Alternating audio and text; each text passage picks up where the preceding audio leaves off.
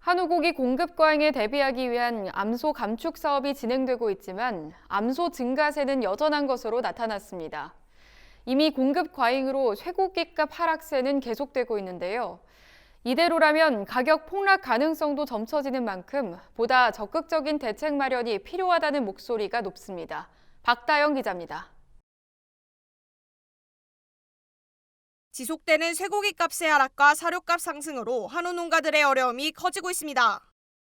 한국농촌경제연구원은 사료의 주원료인 국제곡물의 선물가격 지수가 올해 1분기에 이어 2분기에도 전월 대비 상승할 것이라고 전망했습니다.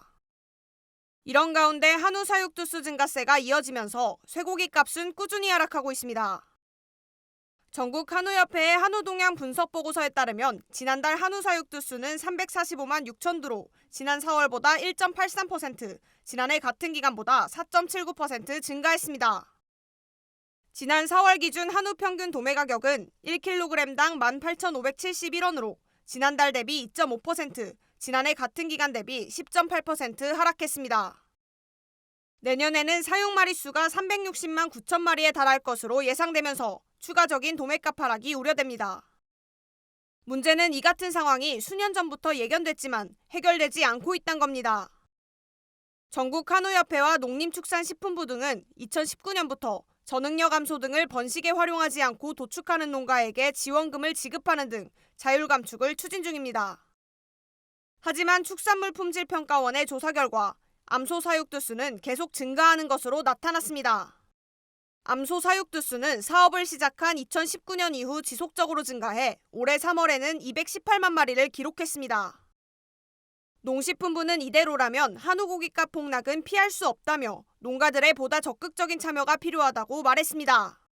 그러며 사육 마리수가 큰 농가들이 자율 감축에 동참해 줄 것을 당부했습니다.